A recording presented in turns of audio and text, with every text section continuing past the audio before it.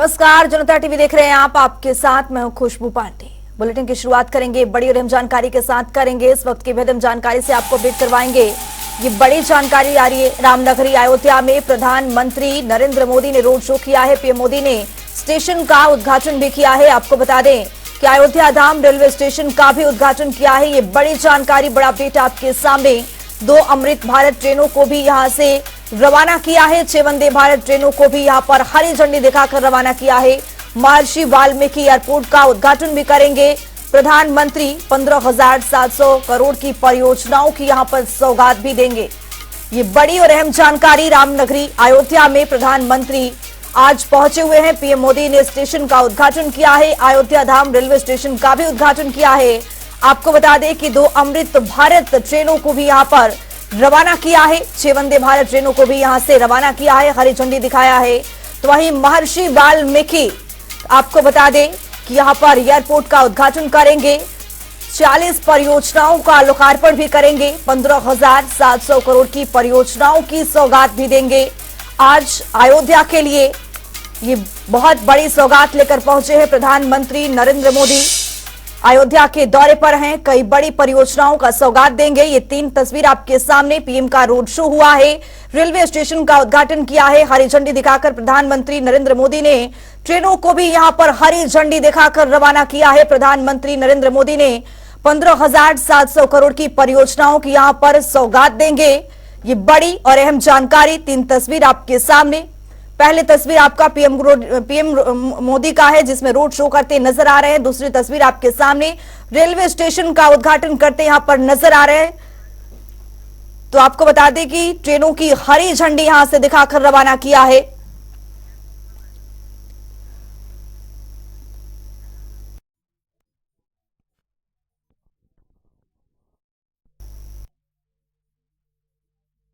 क्योंकि अयोध्या से टीएन मिश्रा जुड़ चुके हैं। टीएन मिश्रा, यहां पर आज प्रधानमंत्री 15,700 करोड़ की परियोजनाओं की यहां पर सौगात देने के लिए पहुंचे हैं। क्या कुछ जानकारी और क्या कुछ तस्वीर आपके सामने?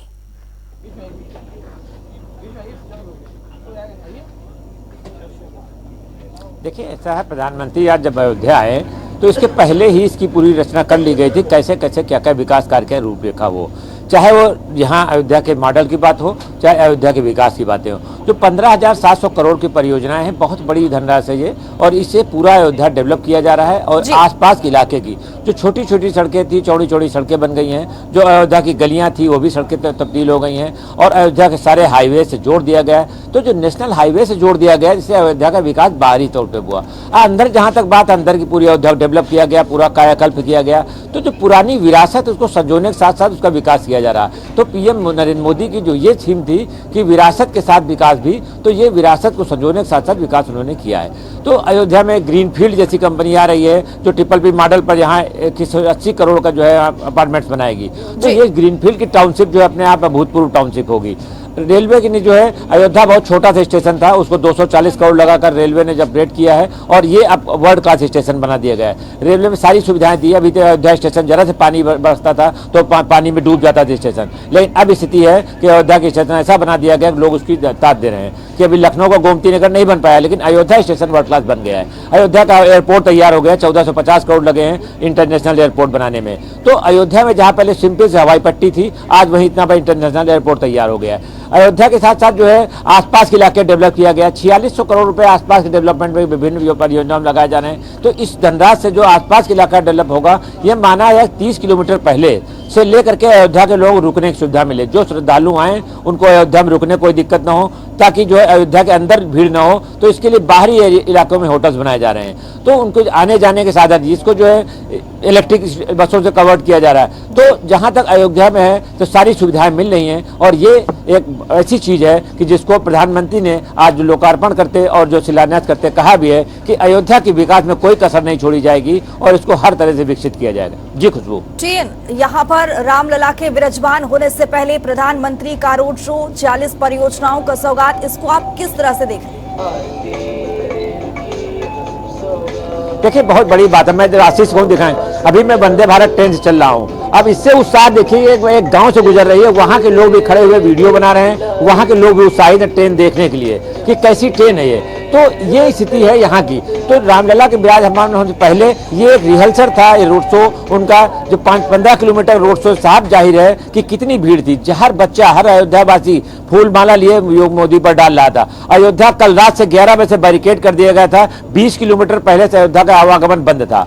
वही लोग अयोध्या आए हैं जिन्हें जिनके पास पास था या जिनको पहले से अयोध्या में बुला लिया गया था। तो अयोध्या की ये भीड़, अयोध्या के विकास की गाथा ऐसी है कि लोगों के जन जन पे, अभी मैं स्टूडेंट से बात कर रहा था, और बच्चे इतना प्रसन्न थे कि उनको जीवन में जो किताबों में पढ़ते थे वो डेवलपमेंट हमें अयोध्या में यहाँ दिखाई दिया। और उस पर बच्चों ने जनता टीवी को बताया भी कि उनको कैसा एहसास हो रहा है। जी खुशबू।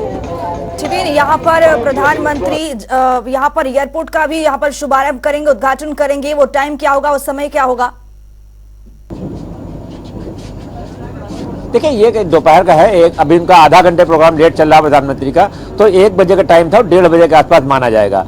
तो ये जनसभा जब उनकी होगी उसमें तमाम बातें रखेंगे भी कि रोड शो के बाद जनसभा उनको करनी है। जनसभा जो होगी वो 2024 उसका आगाज माना जा रहा है, क्योंकि अगर इतना बड़ा करोड़ों पर सरकार पैसा लगा रही है तो कहीं न कहीं उसका फायदा भी लेगी। और वो जनसभा में इसकी बात रखेगी, लोगों को विकास की बातें बताएगी, कैसे विकास किया जा रहा है, क्या क्या आगे चल रहा है, हमारा आगे हमारी क्या रूपरेखा है, तो ये सब चलेगा। तो इसको लेकर के जनसभा में बात रखी जाएगी। और पीएम और सीएम दोनों जरूर ये बात रखेंगे। अयोध्या को जो है कि काशी के बाद दूसरे नंबर पर डेवलप करने का नंबर आया था, लेकिन अब यह है कि यहाँ का संसाधन सारे जोड़े जाएंगे, चाहे एयर से हो, चाहे रेल से हो, चाहे रोड से हो। तीनों कनेक्टिविटी देने के साथ साथ उन्होंने रेल मंत्री अश्विनी वैष्णव ने भी कहा कि हम ट्रेनों की ऐसी श्रृंखला चलाएंगे कि देश के हर कोने से अयोध्या को जोड़ेंगे, ताकि अयोध्या आने वाले किसी तरह दिक्कत न हो। अयोध्या को वाराणसी से जो डबलिंग की जा रही है, ताकि अब सिंगल रूट था कि डबल लाइन हो जाएगा, इलेक्ट्रिफिकेशन हो जाएगा, तो ट्रेनों का आवागमन सुगम होगा। तो जब ट्रेनें बढ़ेंगी तो उनको रूट चाहिए, तो रूट जब डबल होगा तो उसकी राहत मिलेगी। तो ये सब जो है तो चल रहा है। और ये पीएम आज का पीएम ने भी कहा है कि जो कोई और भी अगर विकास की कोई जरूरत है तो उसके लिए उनके दरवाजे खुले हुए हैं और वो प्लान यहाँ की गवर्नमेंट भेजे, हम उसको तुरंत मंजूरी देंगे। जी बहुत शुक्रिया टीएन मिश्रा तमाम जानकारी साझा करने के लिए। तो आपको बता दें कि पीएम मोदी यहाँ पर पहुंचे हुए अयोध्या में और कई परियोजनाओं का यहाँ पर सौगात देने के लिए पहुंचे हैं। तो एक और बड़ी जानकारी सामने आ रही है, उससे भी आपको अपडेट करवाएंगे। ये मथुरा से बड़ी जानकारी आ रही है। मथुरा दौरे पर है सीएम पुष्कर सिंह धामी।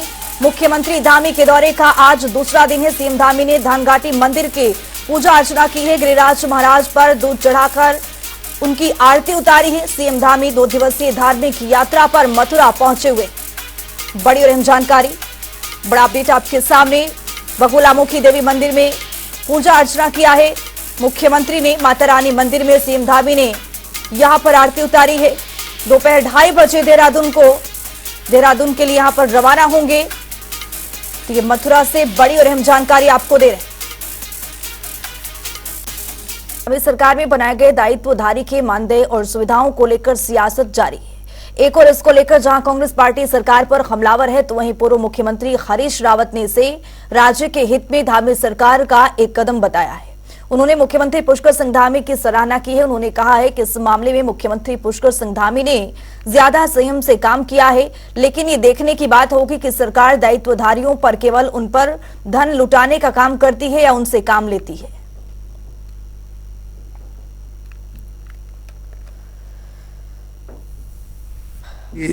ये प्रत्येक सरकार करती है और ये पद हैं इसलिए बनाए गए हैं, बल्कि मैंने तो कई गुना ज़्यादा लोगों को दायित्व सौंपे और मैंने दायित्व सृजित भी किए।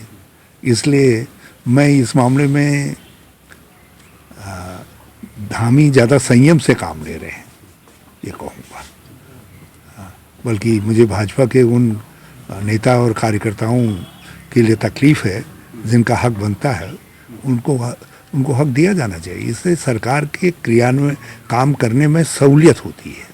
एक फैसिलिटेटर का काम करते हैं ये लोग जो है, क्योंकि जो फिल इन द गैप है, आप 4-6 मंत्रियों से, आपने पर मंत्रियों का कोटा पूरा नहीं कर रखा है। आप 4-6 मंत्रियों से थोड़ी इतना बड़ा राज्य चल सकता है। तो आपको बहुत सारे वर्किंग हैंड चाहिए।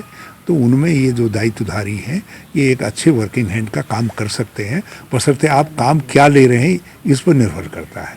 यदि केवल आप धन लुटा रहे हैं उनको, तब तो अफसोस है। यदि आप पद सृजित कर रहे हैं और उनसे काम ले रहे हैं, उससे राज्य की कुछ मदद हो रही है, तो मैं उसके लिए मैं कहूँगा कि आवश्यक ठीक है। 2024 के लोकसभा चुनाव के लिए भाजपा ने अपनी तैयारियां तेज कर दी है। इसी कड़ी में भाजपा प्रदेश कार्य समिति की बैठक में पार्टी ने आगामी कार्यक्रम की रूपरेखा पर चर्चा भी की, जिसमें पार्टी ने 5 लोकसभा सीटों पर 75% मतों के साथ हैट्रिक लगाने का लक्ष्य रखा है। इसके साथ ही बैठक में श्री राम मंदिर प्राण प्रतिष्ठा को लेकर घर घर दिवाली का माहौल तैयार करने के कार्यक्रम पर मुहर लगी है। इसके साथ ही सभी कार्यकर्ताओं को अपने अपने घरों में दीपक जलाकर दीपावली का माहौल तैयार करने के भी निर्देश भी दिए गए।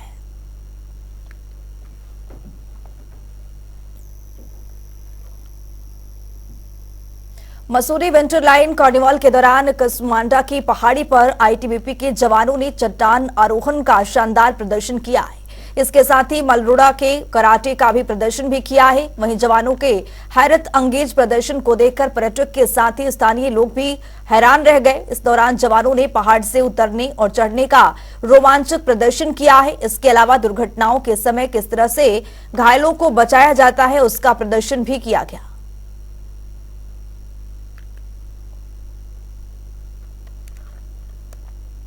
बेसिकली हम लोग जो हमारे एकेडमी में जो कराटे का बेसिक कोर्स होता है, तो उसी में आज हमारे बेसिक ट्रेनिंगों ने प्रदर्शन दिया है। साथ ही साथ उनके साथ जो हमारे इंस्ट्रक्टर हैं जो इनको प्रशिक्षण देते हैं, उन्हीं लोगों की तरफ से आज ये प्रदर्शन दिया गया था। क्या क्या चीज़ें ऐसे दिखाई? इसमें हम लोगों ने बेसिक जो एक्शन होते हैं, किस प्रकार एक जो विदाउट वेपन जो हम लोग लड़ाई लड़ते हैं उसको किस तरह से यानी हम अपने आप को बचा सकते हैं, प्लस जो हमारे जो और लोग होते हैं उनको हम कैसे रक्षा कर सकते हैं, उसी का ये काम बना दिया था।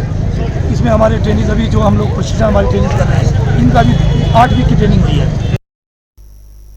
उधम सिंह के खटीमा में भाजपा के कार्यकर्ताओं ने प्रदेश कार्यकारिणी सदस्य रमेश चंद्र जोशी के नेतृत्व में गौशाला का निरीक्षण किया है।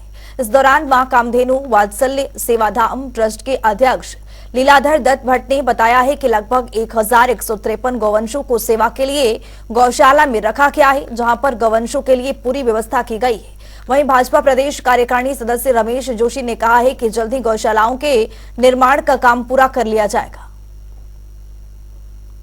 मंत्री जी के दिशा निर्देशानुसार हमने आज इस गौशाला के में आकर के इसका निरीक्षण किया है और जो इसमें तमाम किस्म के कार्य हुए हैं उन सबको देखा है और जो काम इसमें अभी रह गए हैं उसके बारे में विस्तृत रिपोर्ट तैयार की जा रही है और माननीय मुख्यमंत्री जी के पास उसको भेजा जाएगा और जो भी इसमें और कार्य होने हैं उन सब कार्यों को कराया जाएगा, क्योंकि ये माननीय मुख्यमंत्री जी का ड्रीम प्रोजेक्ट है और इस खटीमा क्षेत्र के तमाम जनता का और किसानों के जो अपने क्या कहते हैं खेतियों का नुकसान हो रहा था और दुर्घटनाएं घटित हो रही थी, उन सबको रोकने के लिए माननीय मुख्यमंत्री जी द्वारा इस गौशाला का निर्माण करवाया गया है, जो अब अपने बिल्कुल अंतिम चरण में है।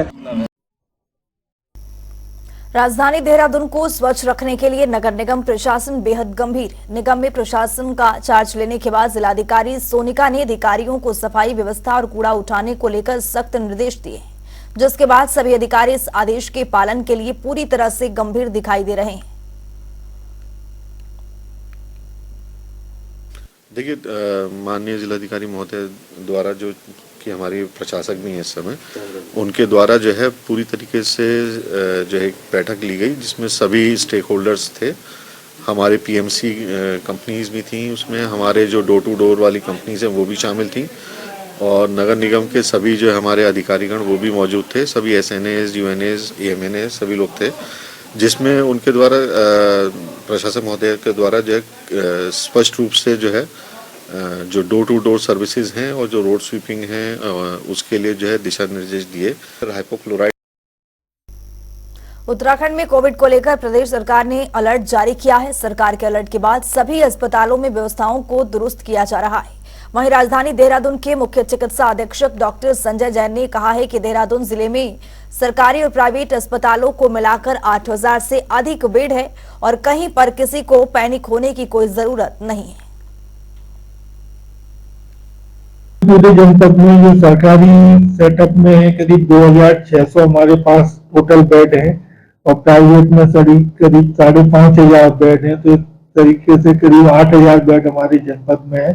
पर्याप्त मात्रा में हमारे पास ऑक्सीजन सिलेंडर कंसंट्रेटर है तथा आईसीयू बेड भी पूरे जनपद में करीब 900 बेड हमारे प्राइवेट और सरकारी मिला के आईसीयू बेड है। देहरादून से एक बड़ी जानकारी सामने आ रही है, उससे भी आपको अपडेट करवाएंगे। ये बड़ी जानकारी, बड़ा अपडेट आपके सामने। नए साल के जश्न पर बर्फबारी के यहाँ पर कम असर है, तो वहीं धनोल्टी और कड़ा तालाब में पर्यटकों की भीड़ देखने को मिल रही है। बुराशन खंडा में भी पर्यटकों का जमावड़ा देखा गया है। ये बड़ी जानकारी, बड़ा अपडेट आपके सामने। मौसम की बेरुखी पर्यटकों को कर सकती है मायूस। वहीं आपको बता दें कि मौसम विभाग की ओर से भी आगामी दिनों को लेकर यहां पर आशंका जताई गई है। अगले 4 से 5 दिनों तक मौसम शुष्क रहने का पूर्वानुमान जताया गया है।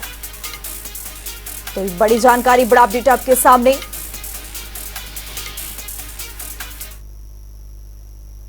इस बुलेटिन में मेरे साथ इतना ही। नमस्कार।